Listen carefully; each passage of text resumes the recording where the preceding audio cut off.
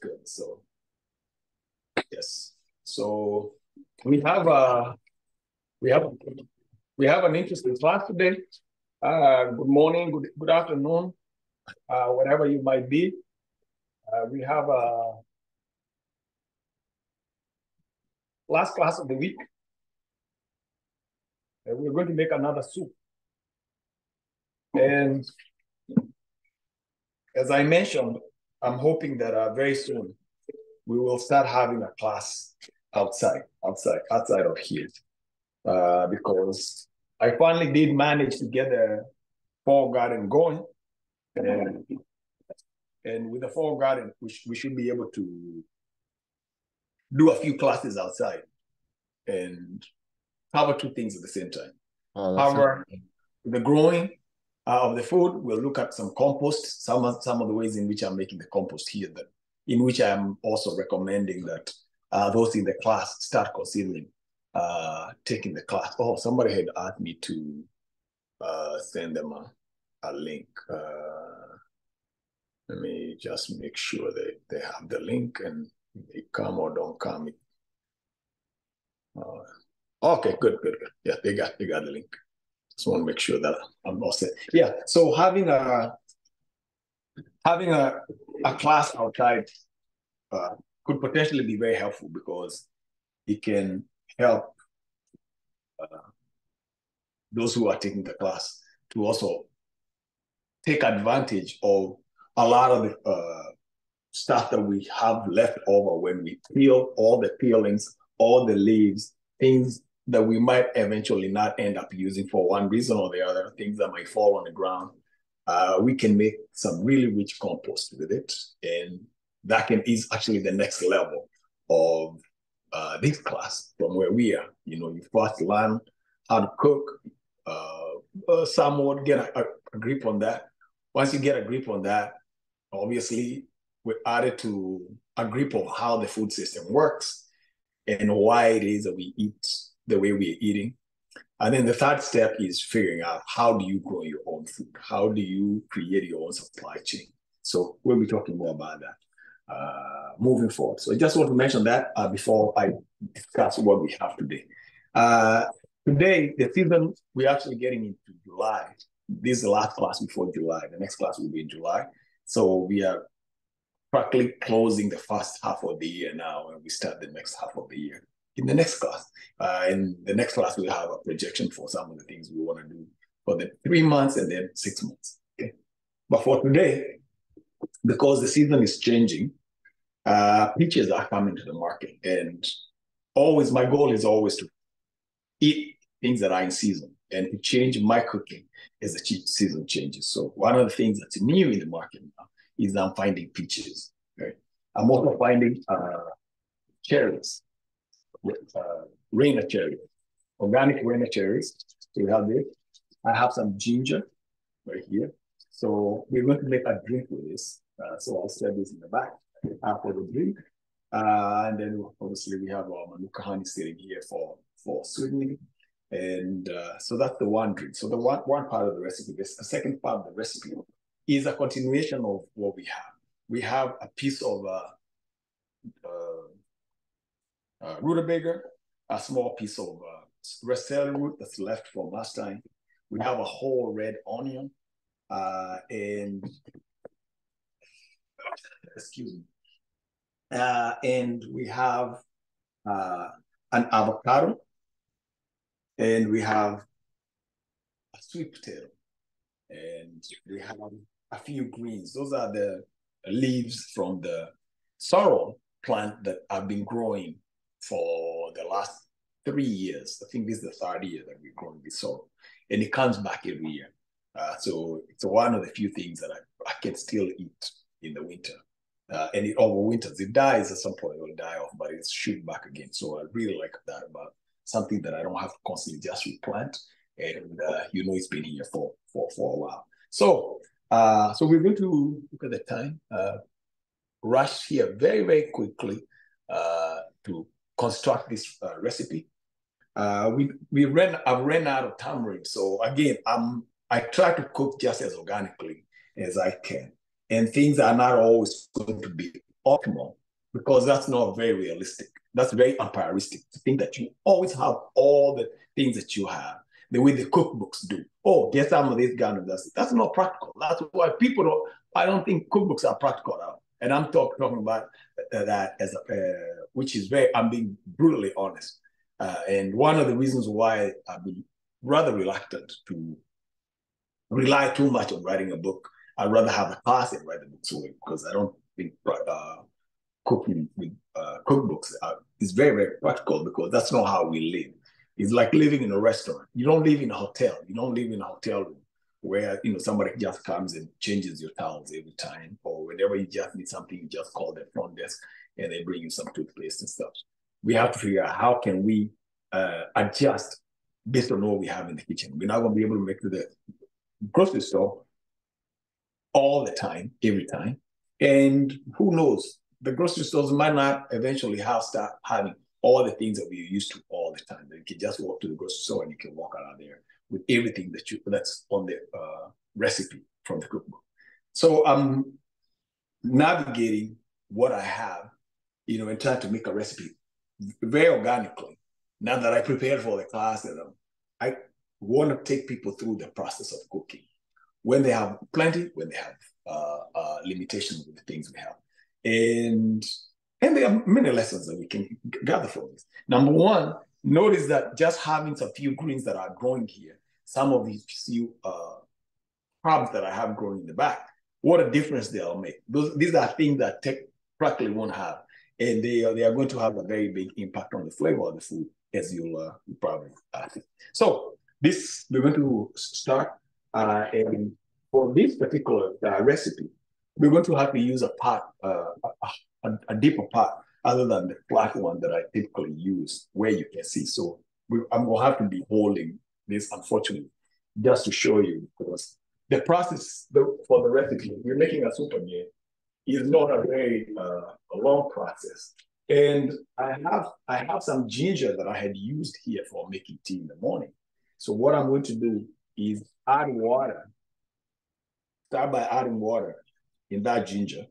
I've already used it once, so I'll use maybe a cup, 2 cups of water, the pot, and so start boiling that water so that I can get some of the ginger flavor in it. While that's boiling, then I'll start prepping the things we have. So the first thing I'll do is use the whole onion because we don't have a lot of ingredients. So I'm going to chop this whole onion. And I'm going to add all the ingredients here and I'm going to saute them and then take it from there. Can I ask a question about your ginger? Ask me about the ginger. So when you made tea, was it just ginger and did you add a little manuka honey or what else did you put in it? Oh, yeah. So the ginger, I boiled the ginger. I added a lemon and just needed ginger water. Then I made some cherries, juice from the cherries, some juice from the peaches because that's what I have, and I had half of a lemon left. Added all that together, and end up yes. And now I have holy basil that's coming, still small, but I'll add a few leaves of holy basil probably in the next month. Next month, I know for sure I'll be getting holy basil. I would have added holy basil, and that's really cooking in season. Yes, and cooking as locally as local cooking as local as cooking can get. When you can just walk in your backyard and get a bunch of stuff. Yes. Any other questions? I hope that answers your question. So I'm going to just chop the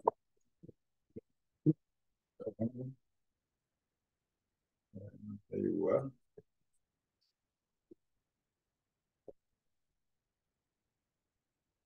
Okay.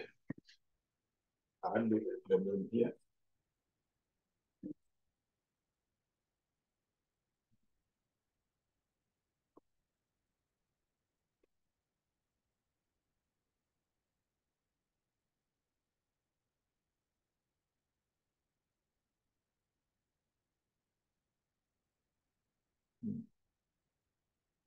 Ooh, that's a strong one, man.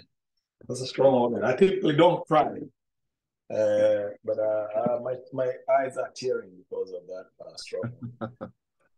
Yes. So I'm thinking I have 2.5 cups of soup here. And all I have to do is grate it. So I'm going to just grate all the ingredients. So it doesn't matter. So as usual, I want to be facing you when I do it. Very good.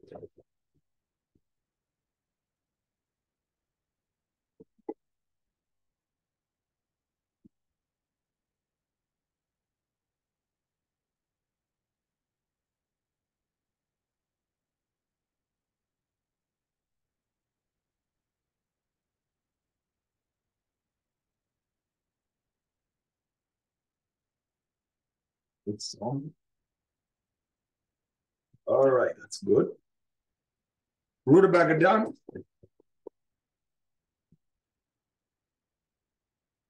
Celery root.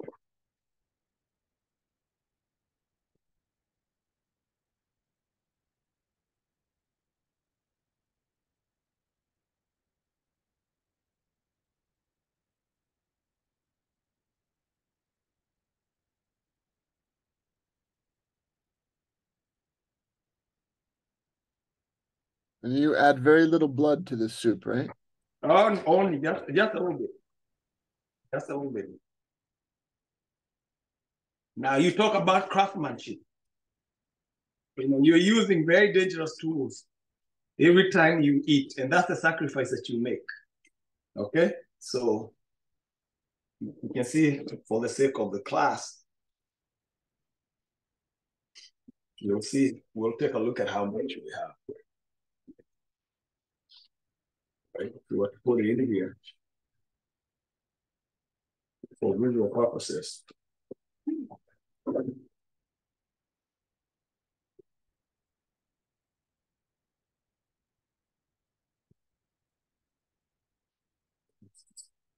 That's about how much we have. Rutabaga and celery roots. So celery root.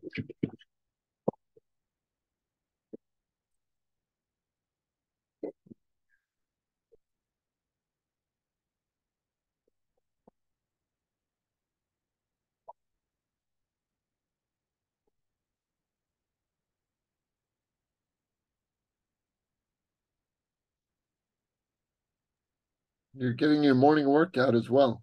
That's what I wanted to say. Exactly what I tell you. So somebody always telling me, why don't you buy an electric? And then somebody will buy an electric thing and then go to the gym.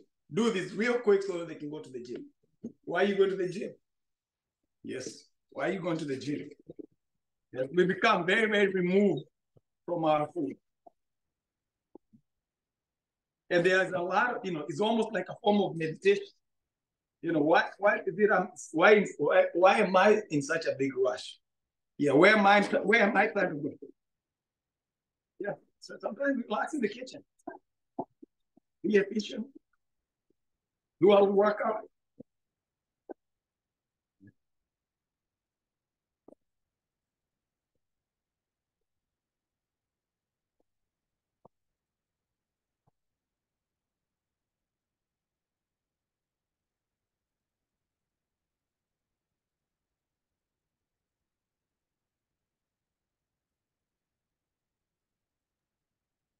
How do you think the flavor would change if you used a bonito instead of a yam?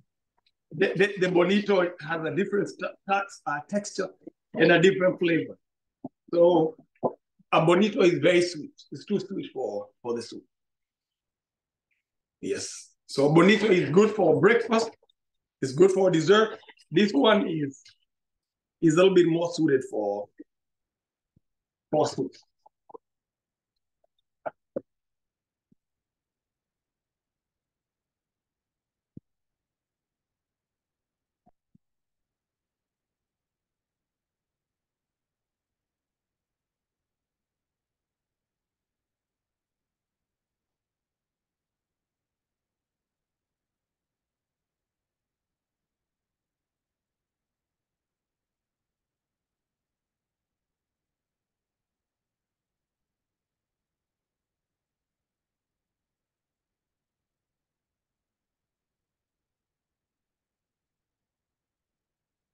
Okay, there we are. Finally at the end of the road.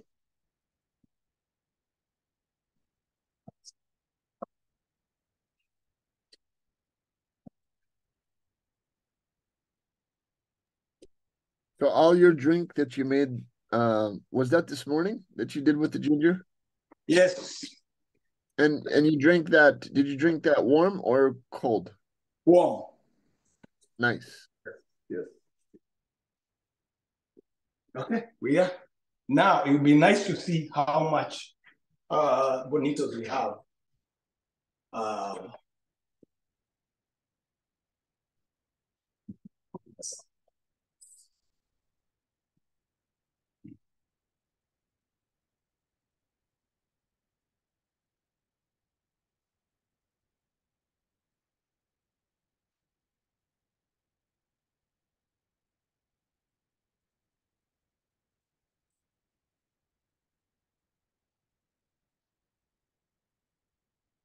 okay, you're good.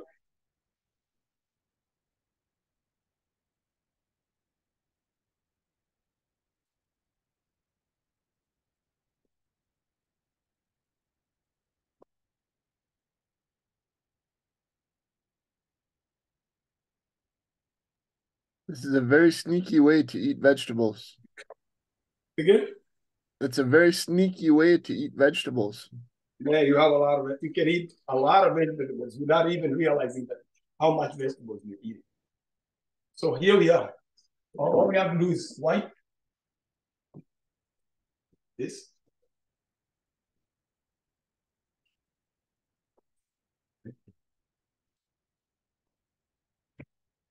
Okay. And let me take aside. Uh, actually, yes. We have one more thing to cut. I want to shred a little bit of the beetroot. Okay. So I peel. Notice that every time we cook, I always peel a little bit. This one beetroot that's taking up lasting us a whole week. Yeah, we've been cooking this bit from last week. All I have to do is wrap it up and put in a plastic container and bring it back up and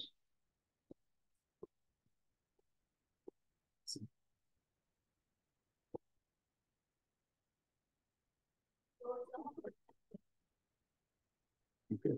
Yeah, just about a third of a cup or half a cup, if that. Okay, and Is that one peeled or or not? huh? Is Yeah, that one peeled? Do you have the outside peeled of that beet? yeah. I peeled it. I peeled it. I Okay. peeled, and you see, I only peeled the section that I'm eating. Gotcha. If you look, it still has a skin in the back. Okay. Nice. So I only peel what part I'm keeping so that I can keep oxidation down. Okay. So I literally have almost a cup of the beetroot. Okay. I have a whole cup. Okay. Okay. You're good? Are we all set with this? We're going to chop 2 leaves of sage. I have already rinsed it. Just chop, chop.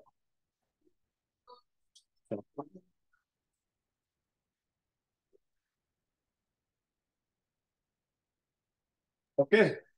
All right. So we are all set with this. We put the sage, put all the ingredients. We have the rutabaga and the celery root.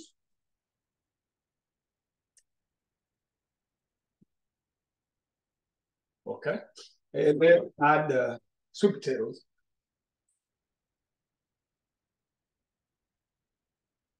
By the way, don't forget it's only one celery.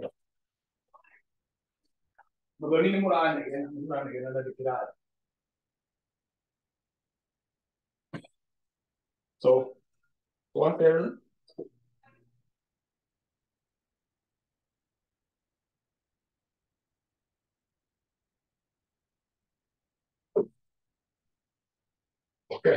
all it in here.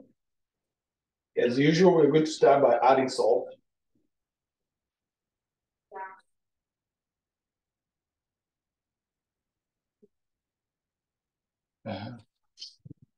That's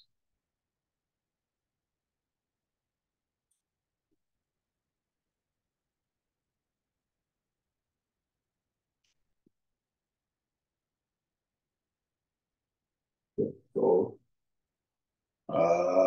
we hold on the beats. We hold on the beats. And while that's cooking, we're going to put some salt. Salt. About, I'll say, 3/4 of a tablespoon of salt. That's about how much I need. Okay. And then here,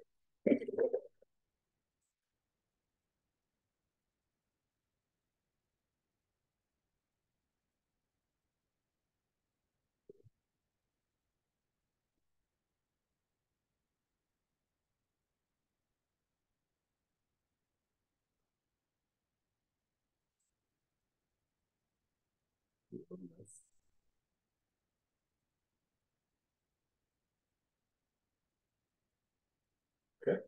So we're good. We stir it, a good stir, so that we can let the salt spread a little bit. Because when you stir the salt starts pulling the water from the food that we are cooking. Okay. Now, that gives us an opportunity now to start working on the drink while that's cooking, because you don't have to sit here and just keep stirring all these things that we have in the pot. All the ingredients, they just don't need to be stirred anymore. And I'll rinse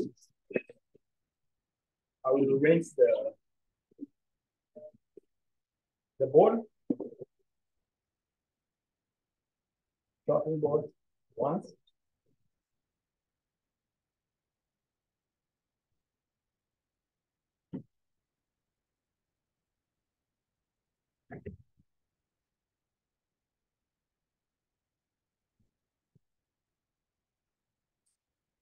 And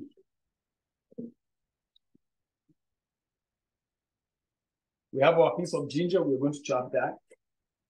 We're going to get a handful, maybe about 10 of this. Cherries, 2, 4, 6, 8, 9, about 9 or 10.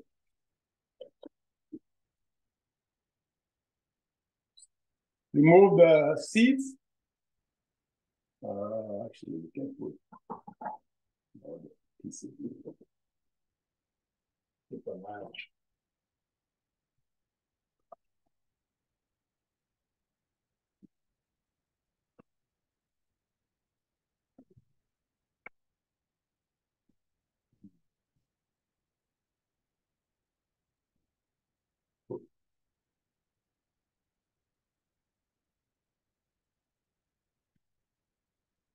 And I can tell I need to add a little bit more fat. Either that or lower the heat. How do I know that? Because the food should only stick for a little bit, for the first maybe 30 seconds, not more than 45 seconds. After 45 seconds, the salt should start producing enough water.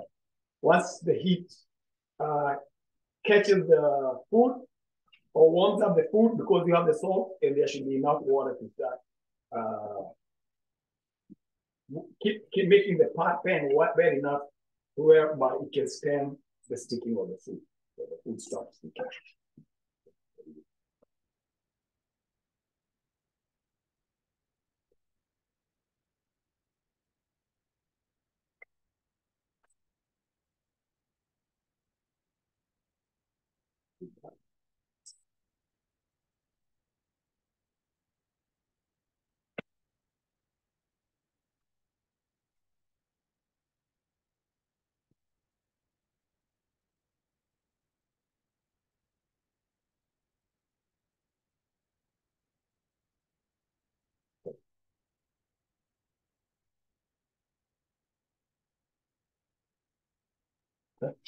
So that's cooking. So we're good. I can tell. Now you can see it's not sticking. There's nothing sticking in the pan. You don't see any stick on the pan. That's what we want. And you can literally just listen to it. I don't even need to look. I can listen to the pan and say things are sticking, there's no water, and that's the rhythm of cooking. Now, we have a mortar and pestle, and we want to first remove the cherries, remove all the connectors of the fruit to the tree. Okay. All this, remove all these sticks. Is that going to go into your compost as well? Yes, everything goes to the compost. Nothing goes to waste. There's no such thing as waste. The only thing that's waste and I should have is packaging. And we'll talk about that. And that's why I try to get my mind out of using things that I have to buy. Because every time I buy something, I recognize, even when I buy the honey, I really wouldn't want to buy this honey. I would like to buy a bottle because a bottle I can use, something that I can use. I have these bottles, for example, the spices I like the most. I send these bottles to Kenya to use for keeping seeds. I love the design of the bottle. And it's just something that's, I guess, is nostalgic. It reminds me of something that I've been using for a long time. I've been using these spices for a very long time. So again, I remove the seeds. These are the seeds that I'm removing. The seeds that I'm removing. And put them in the compost. And then put all the cherries in it. So 2 ways I can do it. I can just crush it. The easy way if I was trying to do it quick. So we're doing both ways. But why am I not doing that? Look, I'm leaving this juice on the board when I do that. But so it's easier. All I have to do is pull the seed, put it in there. Pull the seed, put it in there. Pull the seed, pull the seed. It just falls. Pull the seed, it just falls. Wow. I'm doing the opposite. Seed, put it in there. So, but in the end, I'll have left quite a bit of juice in here, as you'll see. I'll do the same so that we can see at the end what we have left. What the cost of efficiency sometimes is. And now in a restaurant, part of why I don't like to go in the restaurant, or why I don't think restaurants can be practical, is because they are just forced to be so efficient that they cannot do things right. It will not make economic sense because of the labor cost. The labor cost of ideas, look, that's juice to be literally wasted. Look. That's juice that we literally wasted. Yes. And cherries are grow only for a short season. So this is not something that we're gonna have plenty of. So I literally don't want to waste a drop. I don't want to waste any drop of this stuff that we have. So I just have to practice it.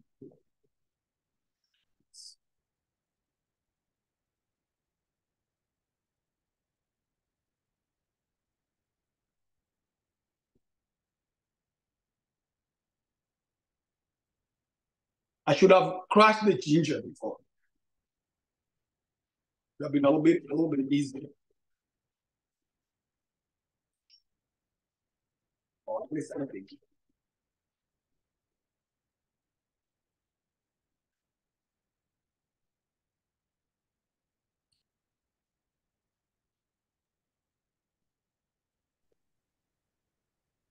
So in an average day, you'll have maybe a drink, you'll have a couple of meals and a salad, or Yes.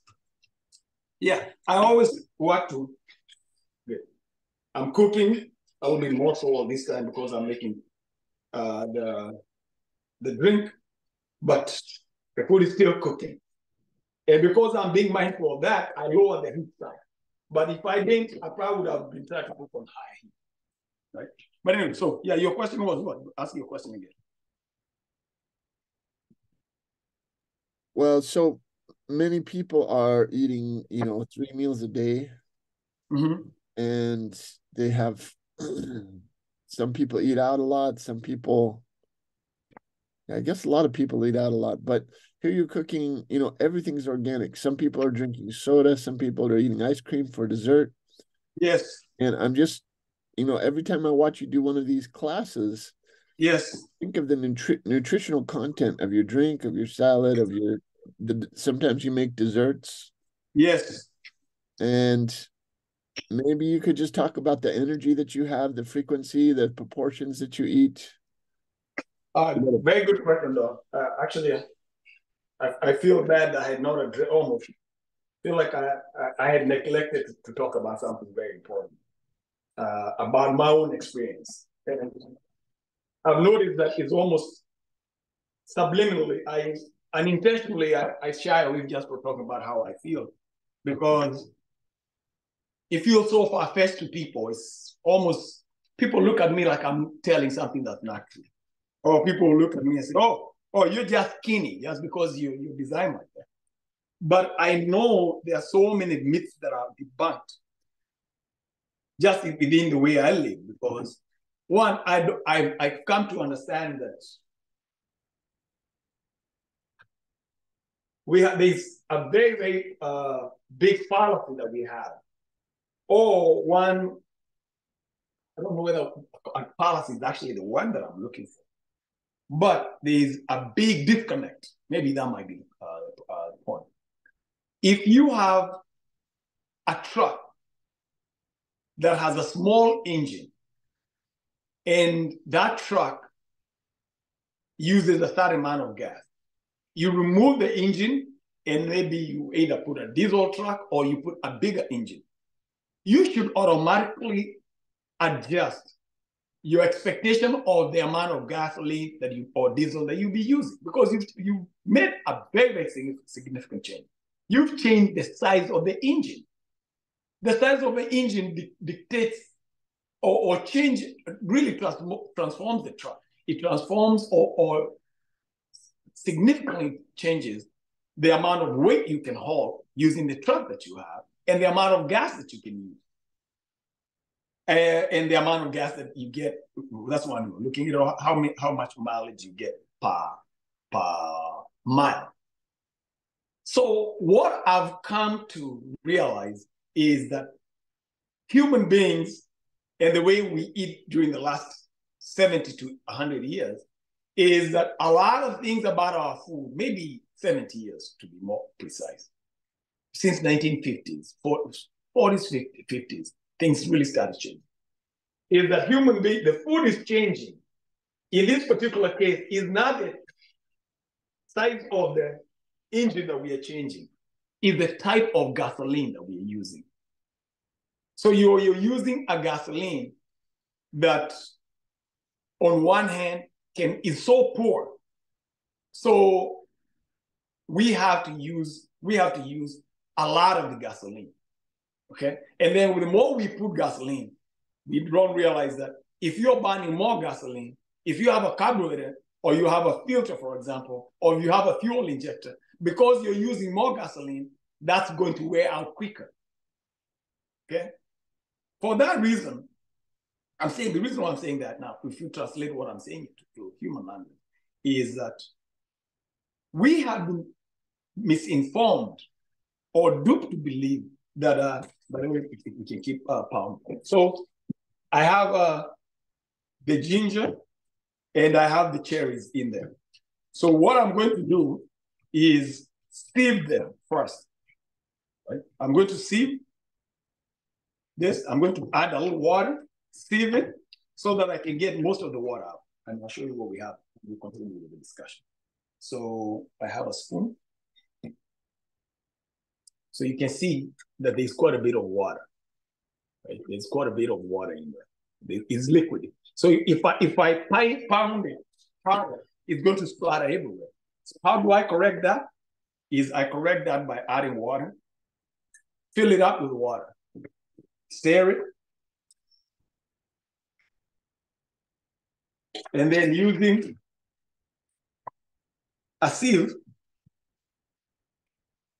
I get a sieve, and I pour everything through the sieve. Everything through the sieve. And then just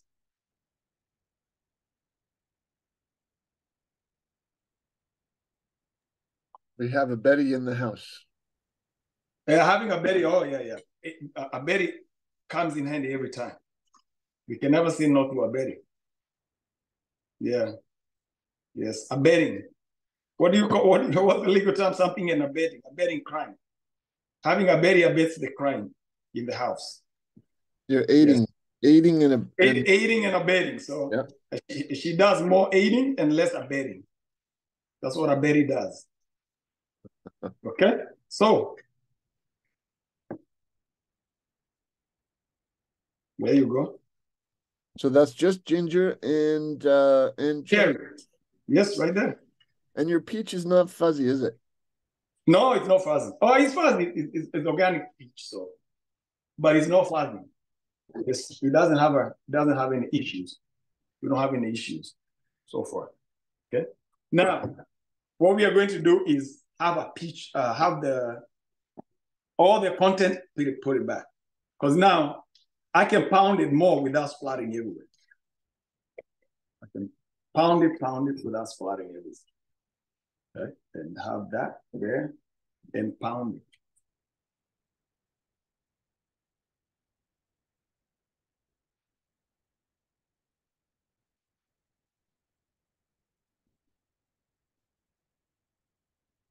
So back to the point.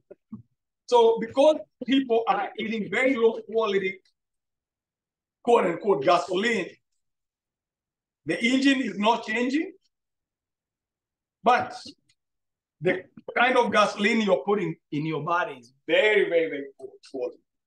So we find ourselves having to eat more and more and more without being satiated.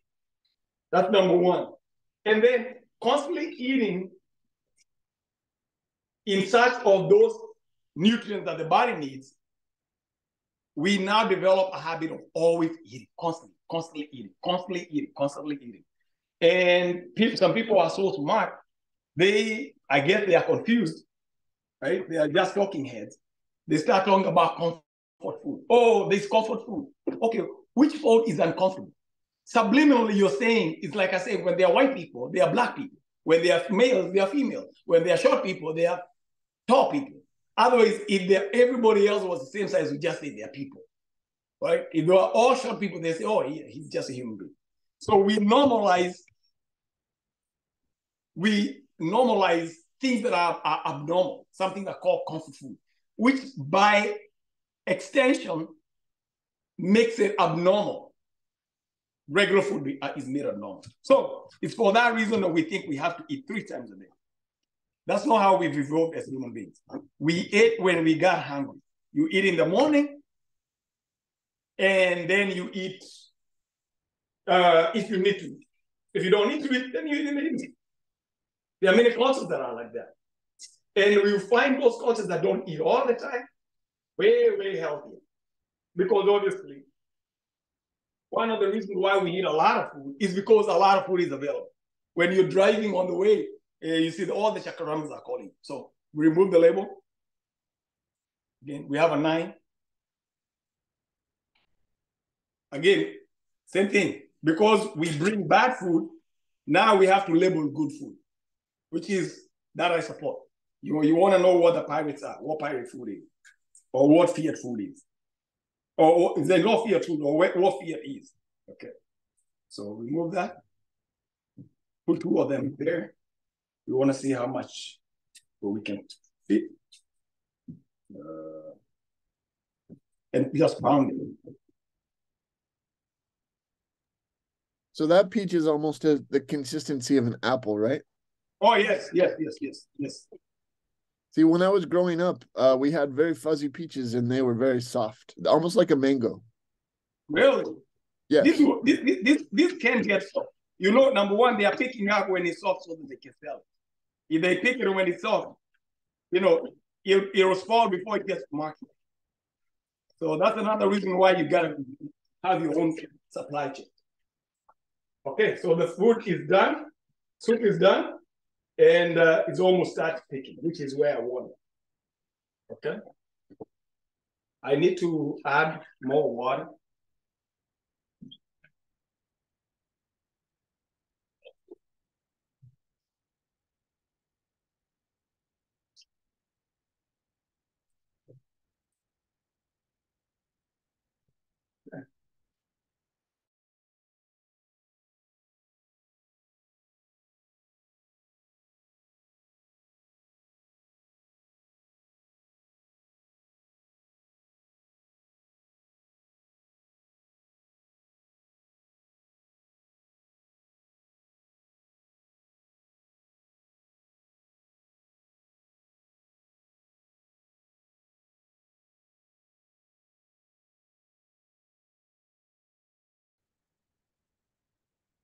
Yes, correct. Recording in progress. What will be in progress?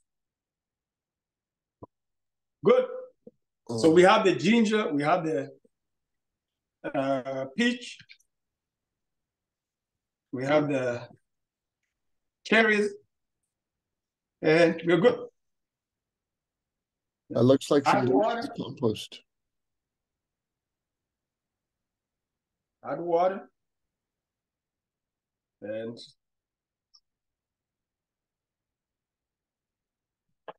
do the same thing again.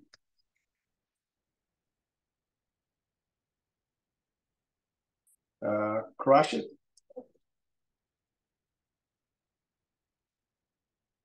Squeeze it. Squeeze it. Squeeze it. Squeeze it.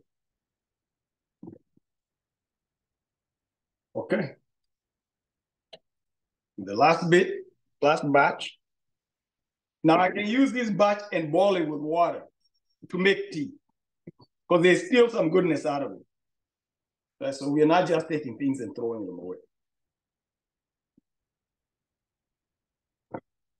And your soup, you've only added salt so far, right? Only salt, yes. So this we're good. And I can tell it's sticking, it's calling me now, right? But I know, yes. I want it to stick just a bit. When it sticks, it starts caramelizing. Yes, and it smells really, really good. Yes. Okay.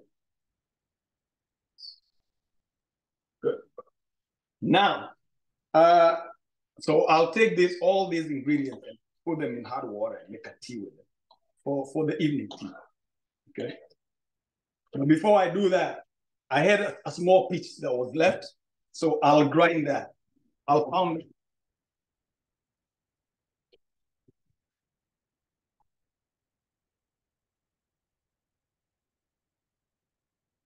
Grind it. I pound it. Pound it. Pound it. Pound it.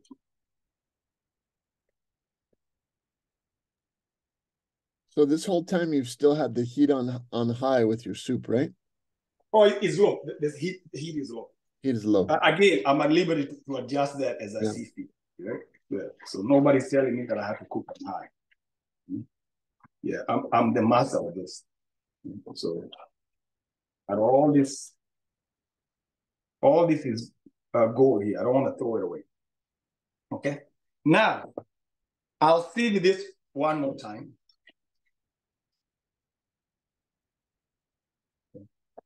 And I have the drink. I have the elixir. Okay. And then I add the rest of the stuff for the tea. And we are done with that. Okay. All this is not bad stuff. We make for the tea.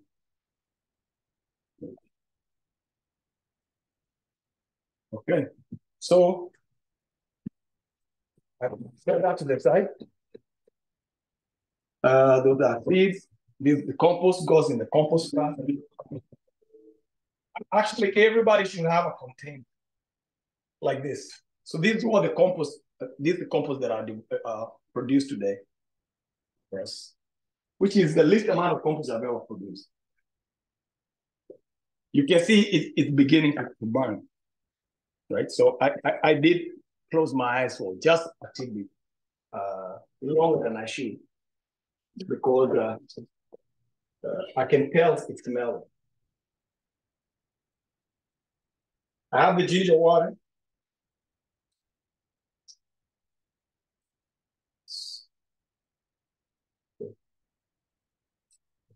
The ginger water.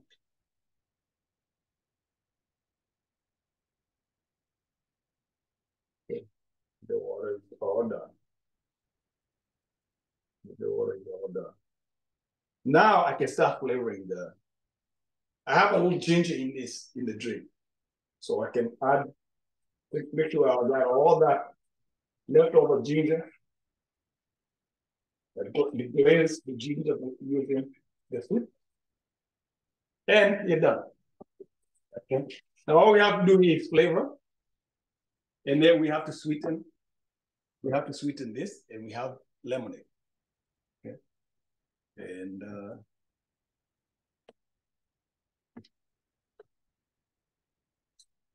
I'm going to cut the avocado. You didn't put any lemon in there, did you? I didn't put any lemon. Okay. So lemon juice without the lemon. If I had the lemon, I would put a lemon. But I have lemon here in the sorrel. Nice. Yeah, so. All right, so just cut them into cubes.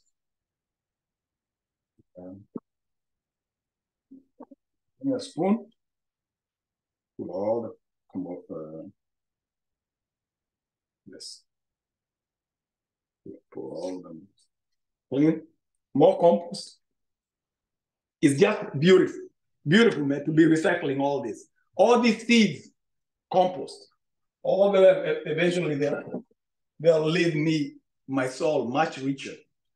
And the worms will be in my backyard will be ever happier and more thankful that I'm eating well. Because I'm constantly just putting good things back there. Okay, so you have a whole avocado.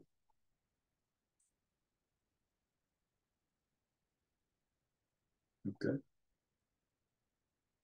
All right, so, all right. Good.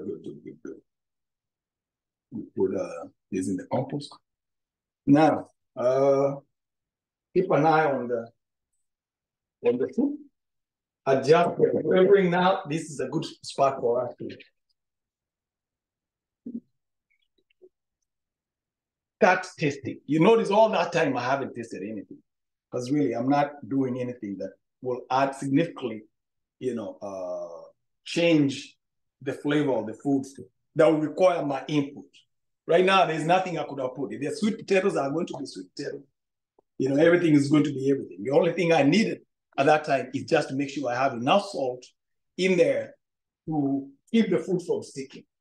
And I really didn't care whether it was enough salt or not, because I knew I would be adding so much water in the ginger here that I'll know for sure I need extra water, for sure. I know I need water. More salt. I know I need more salt.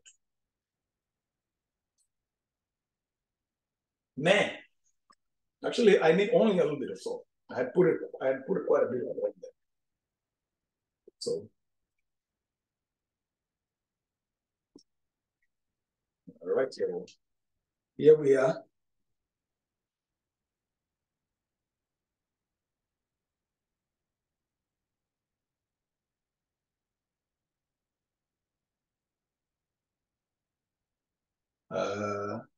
I can taste the ginger and the sage. Very good flavor in the soup. So the soup is good.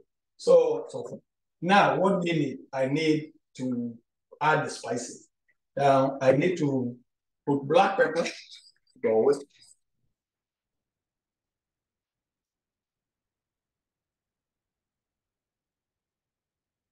This is a very good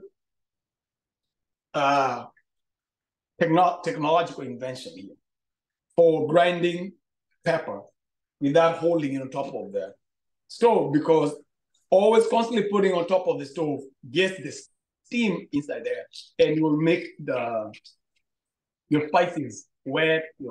If you have a salt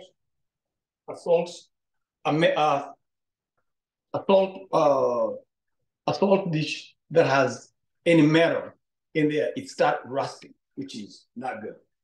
Not good. So having a bottle and having this kind of top where you can just get enough pepper, and then you turn it around, you just pull it off, and you have the pepper here. Then you just add the pepper that you want. If you need to add more, you don't. You add more. Okay, so here we are. The soup is done. Now, okay, so that's that on the soup. We set on the side. We all set. Now,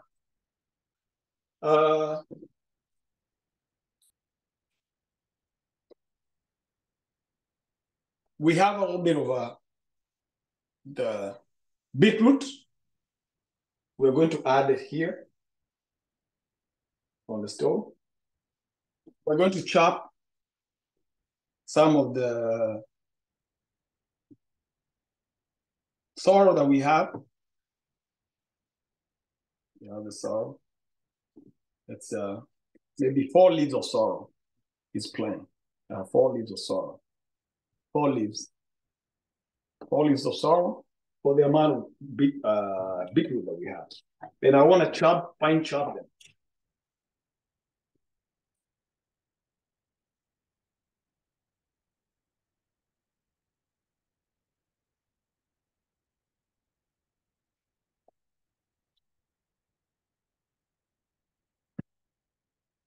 All right, so using spices only. Using all salt, rather, just a little salt. And a little spice. And on low heat. I have some coriander, some yellow mustard, and some cumin, which is what we're doing right now. I would love to get a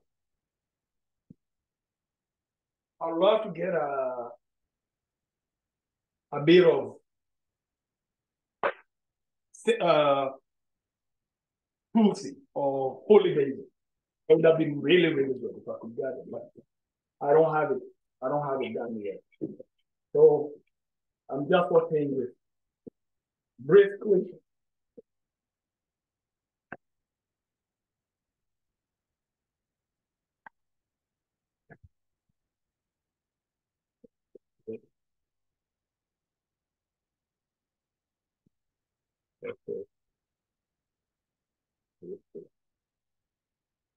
On low heat to remove the rawness of the meat. Sometimes I want to eat the meat raw. What if I don't want to eat it? Okay, so this is what you got. You do it. That's by itself.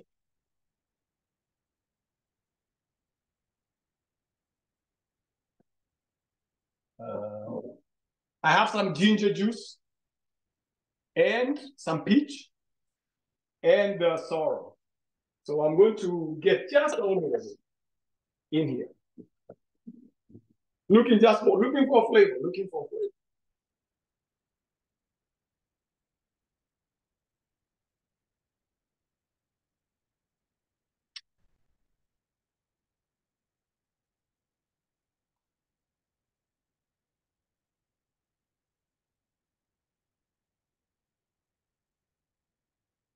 Okay. This is how much liquid we have. Okay. Add that.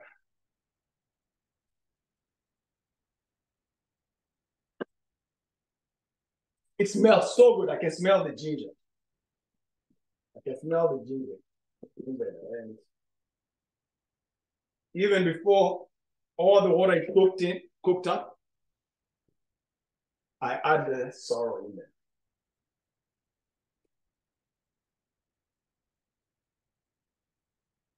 Okay.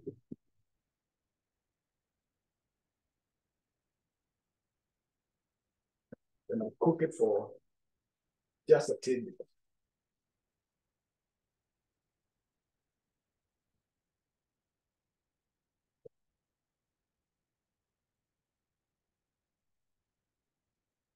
Okay. and it's tasted.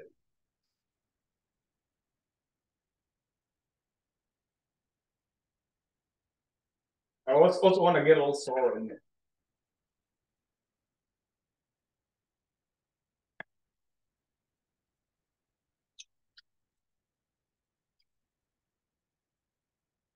You talk about an eclectic flavor.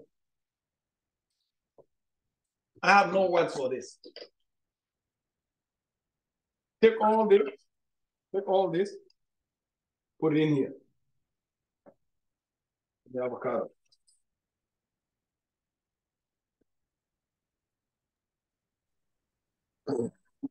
And that's just beet and sorrel and ginger juice mixed with the cherries and yes, and I can literally taste the peach in it.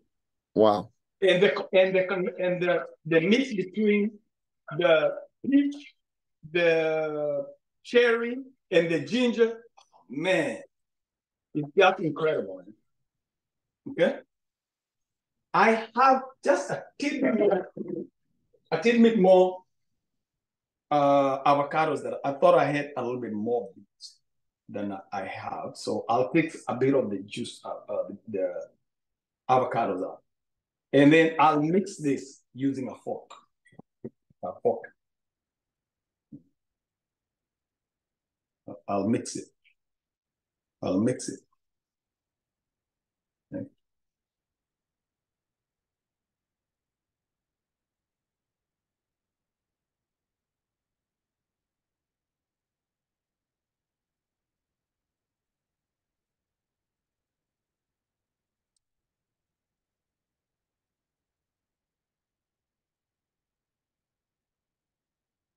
Just mix it. The avocado could have used another extra day, but still won't stop the show.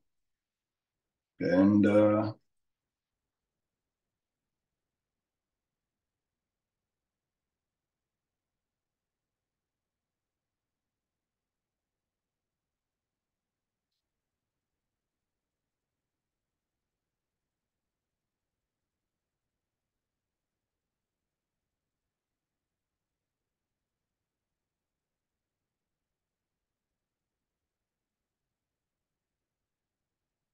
okay.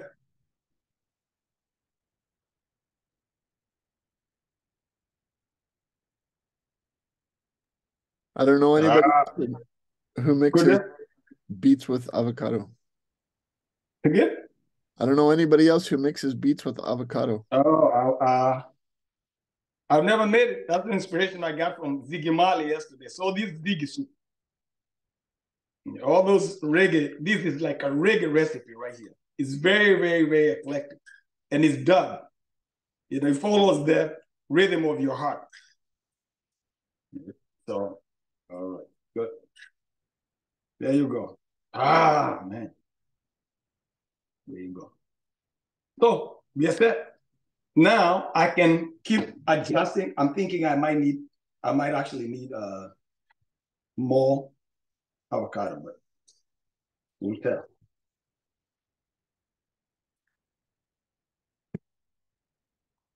Olive oil.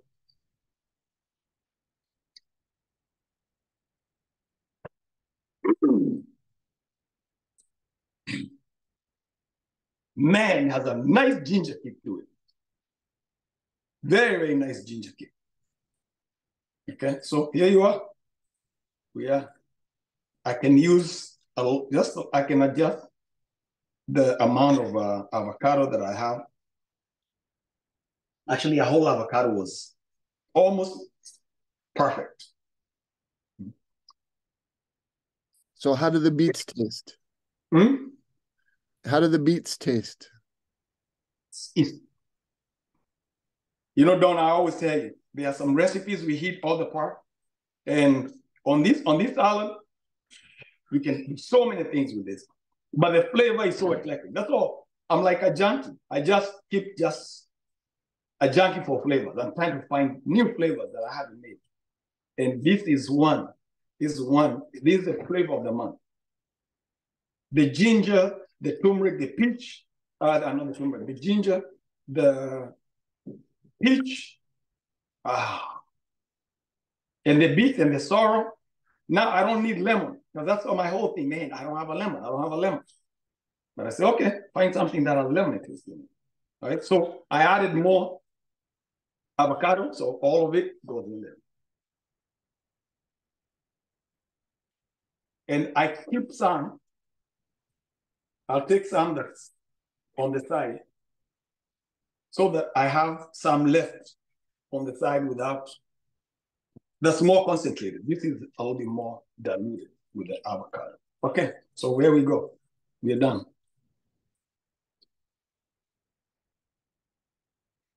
Okay, so one more time.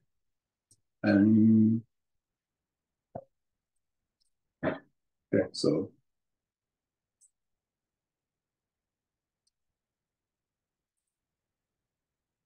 right on. We set this on the side. We remove this. We no longer need there's all these other stuff, all the chopping board, all nice, just clean the table.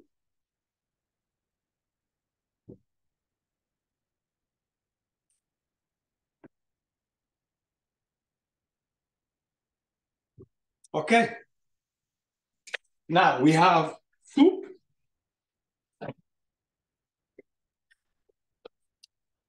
You can have it several different ways. We can blend it, which we will, or we cannot blend it.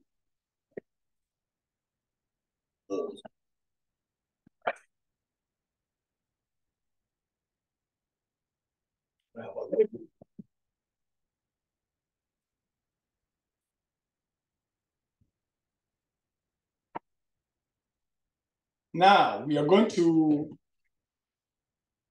solve the first one.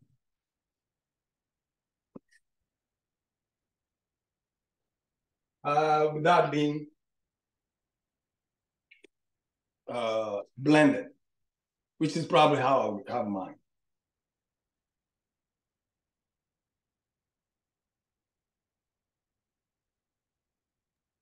A year and a half ago, Chef, this would have been a very scary soup for me. I'll give you a violent. Sweet potatoes were my enemy. Sweet potatoes and liver. Oh man, sorry for you, Don. Welcome to the real world. That's beer. Now that just looks delicious. Yes. So I get another spoon, smaller spoon.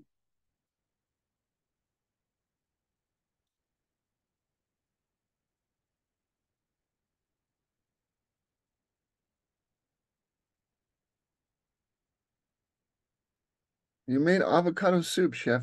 What's going on? I'm sorry, man. My bad. I didn't mean to. I was gonna make guacamole, but yes. How do you even put this on the menu? Is it avocado peach uh sweet potato soup? I mean, come on. What's going on? Oh, dude, man, that's a hard one. That's a hard one, man. You're threatening me with bad times, with questions I can't answer. You know, I should be answering questions, right? So some olive oil, okay. All right, and I can just imagine some fancy dinner. You bring this out, man, people's minds would be blown. oh yes. So ah,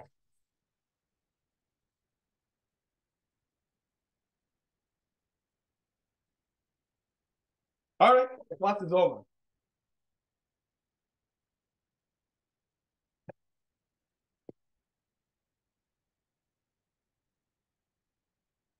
Wow. That's looking good.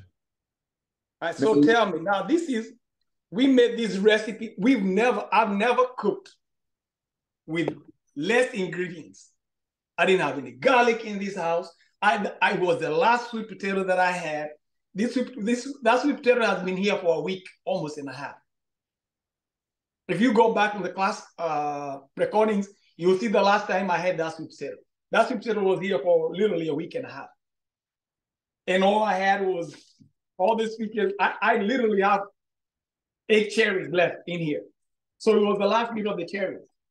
All we have to do here is add water and add in a small glass. And then we have something to drink. So between this, now you've got no sweetener in there, right? No, I will add the sweetener on. But I want to first adjust this flavor. And I have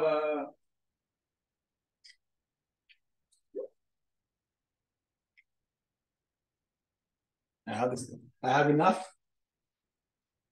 I have maple syrup or a little bit of maple syrup. And then I can add some Manuka honey if I needed to. And then I have one of this. Okay. I can blend. You want to blend the soup? Don, you tell me. I'd like to see it both ways. Sure. I'm happy to do that. Yes. It'll only be $7 extra. So, hey, $47. Well, for a big contract. So here we have the drink already set. Yep. Now I'm looking at the time. So you're the timekeeper. Yeah, we're 10 minutes. We're 10 minutes over on the clock. You make the soup and it's already past time. Hey, what's going on? What's going on with you, man? I don't have any complaints on this one, Chef. No complaints. That's not acceptable, Don. My computer is getting extra workout today, but that's okay. Oh no. You're working me extra without overtime pay. So I have to report you to OSHA.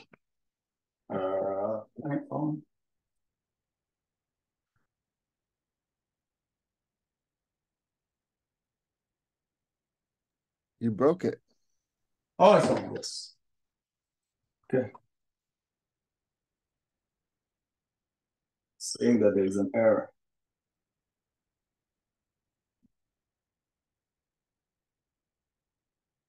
Okay.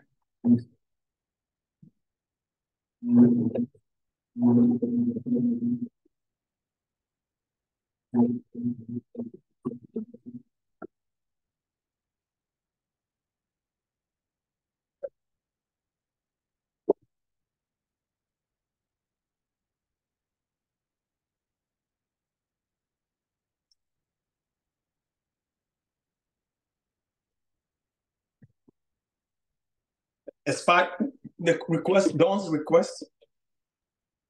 There you go. Chef, I didn't see you add cornstarch or white sauce. You don't do that on front of the camera. You do that, you turn the camera off and then you stick it in there and it's magic. Roux. They call it roux, right? You roux the day. Roux, yes. That's what you do. And yeah. And then everything looks just too perfect. That way the customers will come back. If they see that, then you have issues. Okay? So now that's more empiristic right there. We need to see it all the same consistency. Yes. Okay, so that's it. And we have 1 bowl. We're going to add 1 bowl. Just 1 bowl of soup. Oh. Let's call it the Dragon Ball. The Dragon Ball. Man, the Dragon Ball. Yes. Man, look at that. Okay. So we have black pepper. Chef, you're not a normal person. You realize that, right? Oh, I'm just a stupid chef. That's all, man. That's all. I'm a junkie for flavor. So you tell me. So here you are. So you have this, you have that. Why else would anybody be going to Chakarama if you can do that in your own house? Why? Why would you want to do it? Why would you go anywhere else? So I'm taking credit away from myself. So people say, oh man, you're able to do that? Really? How are you able to do that? Oh, you must be very powerful. No, I'm not. I just know something that's powerful. That'll keep me from there. Once you clean up your taste buds with this, and this is me, this is my lunch here. Look, I have this. I have this and I have this. For the day, why else would I want to be eating anything? If I eat a banana here, if I finish these 2 bowls of soup, I'm good. What do I need? You got to take a picture. Think about it. Yeah. I'll take a picture. Think about it. Go ahead. Well, you got to take a picture. Then you got to take a bite and shake your head. Oh no, I can't. I'm afraid if I take a bite again, I'm not going to be in class. The class will be dismissed before time. And number one, it'll mess up the picture. So I can't take a picture and still taste it. So you have to choose one.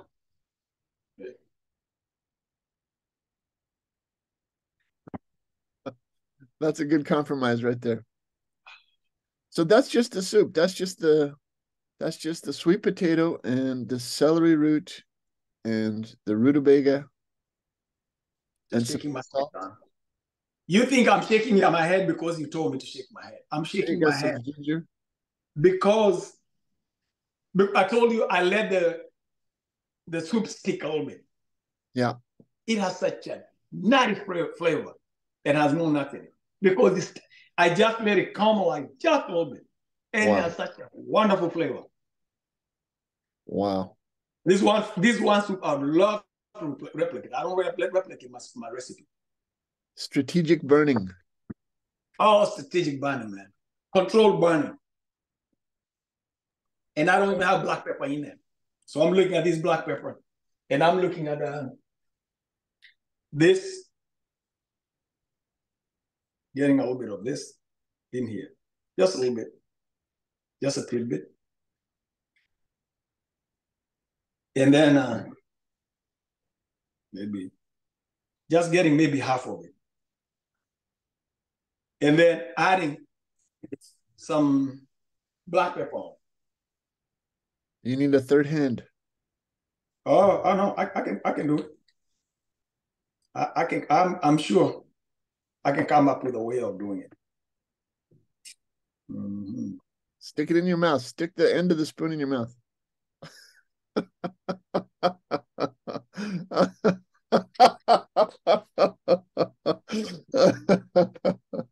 All for the preservation of the picture.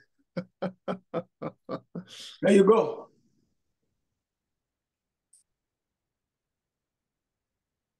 Class is dismissed.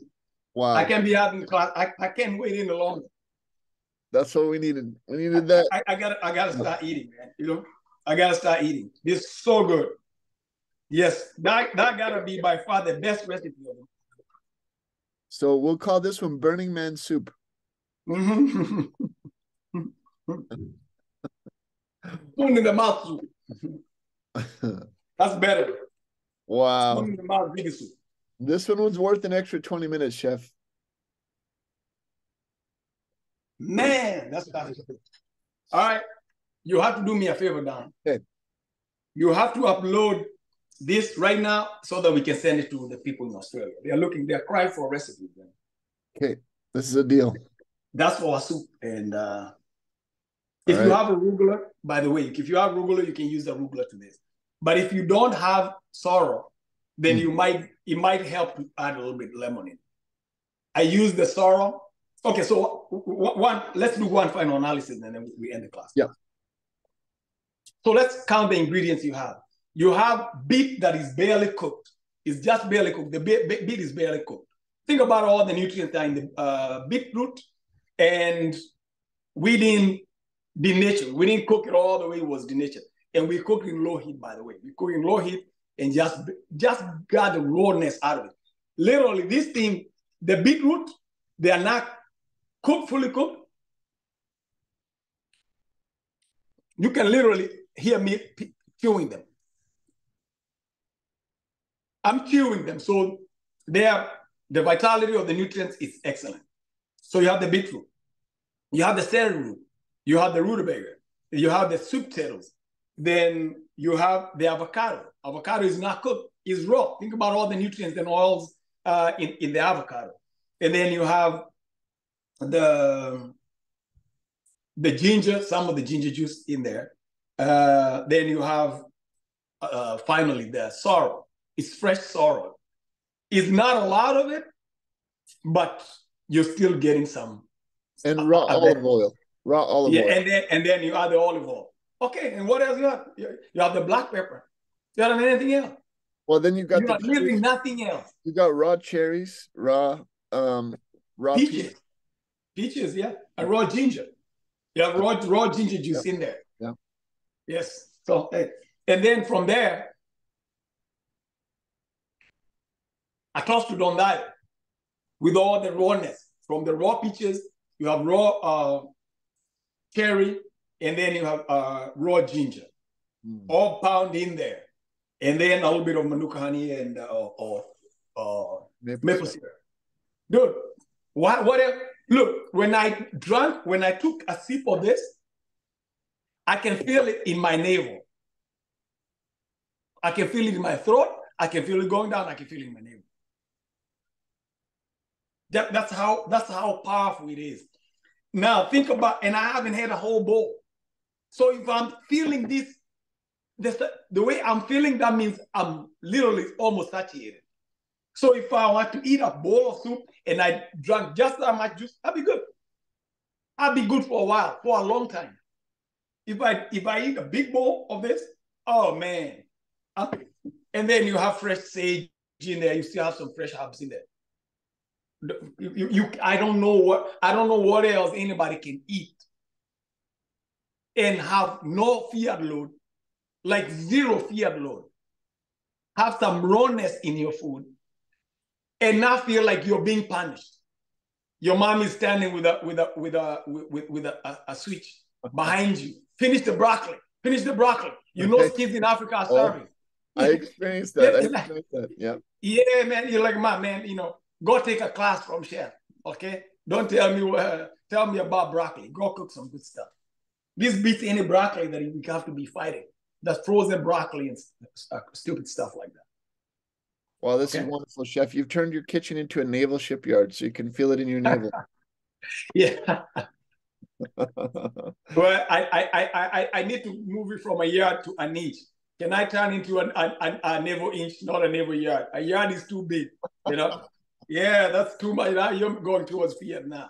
Naval inch. All right.